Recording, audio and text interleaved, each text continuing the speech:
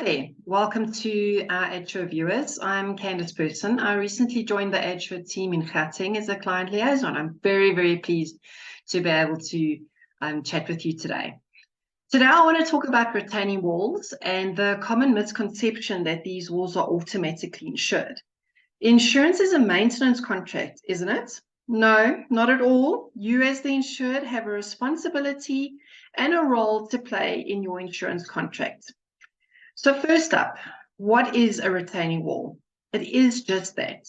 It's a wall that retains something, usually soil, and servicing the purpose of holding soil back or other material on one side of the wall, where the ground or the surface levels on either side of the wall differ in height. Retaining walls are typically constructed as a sheer vertical wall or a Loffelstein type block wall. All right, so let's discuss some types of retaining walls that there are.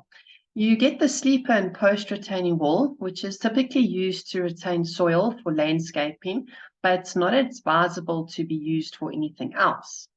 Gravity retaining walls resist lateral pressures, and they can be susceptible to sliding.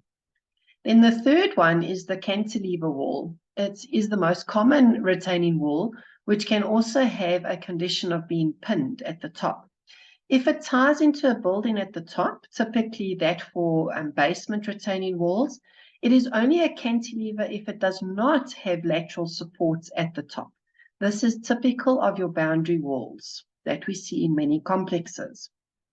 The embedded and piled retaining wall systems are quick and easy to build. They combine hard and soft pile materials, but it's not very common in the residential or commercial type of developments that we are used to. The pyro retention wall system combines wall anchors as well as shotcrete, and it's very common in large-scale developments, but with very deep retaining walls. And we don't see this a lot in the sectional title environments at all.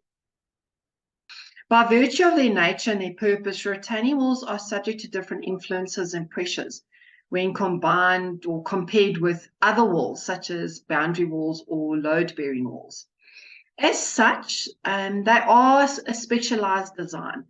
They do require an approval and plans from an experienced engineer to ensure that the wall meets whatever the requirements is of that particular environment. So yes, you need plans for your retaining wall. What about insurance and retaining walls?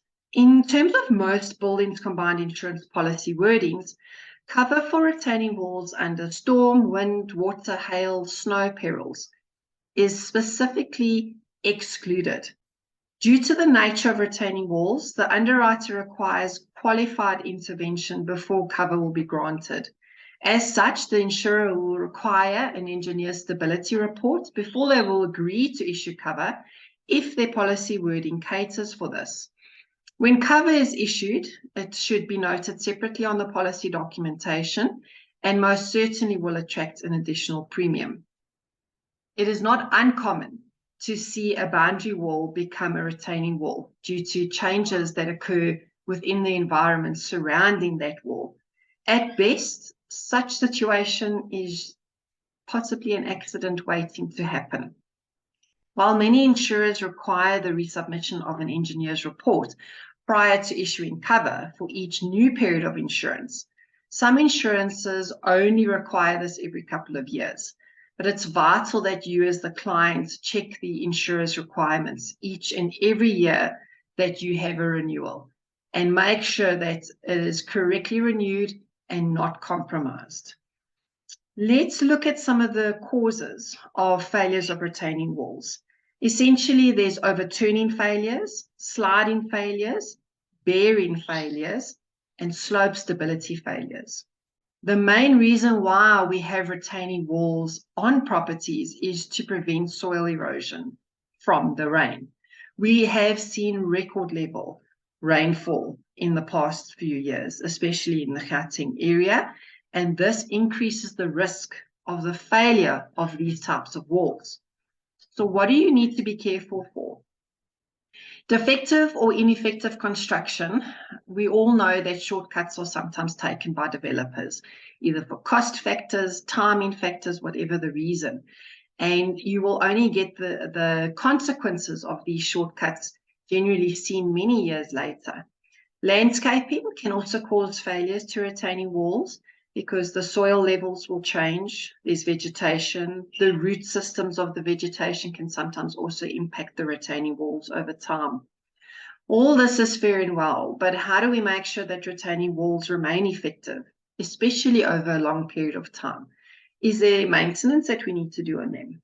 Yes, there is. You need to inspect that wall regularly. You need to look for cracks, weak areas that might develop, and track them and attend to them. Don't just treat the wall and hide the cracks without investigating them first. Remove the debris that will accumulate in any pipes that are near or around the retaining wall. You want to avoid buildup.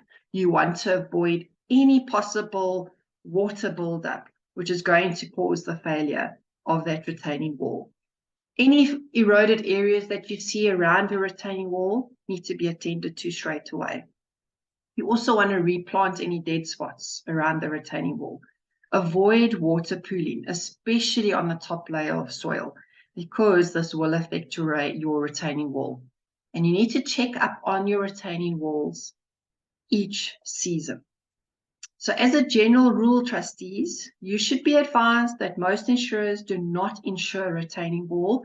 And as a rule of thumb, these types of walls are uninsurable.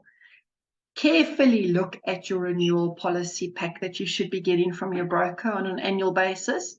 Chat to your broker if you have any questions, and look after those retaining walls. Thank you for joining me today, and I look forward to chatting with you in the weeks to come.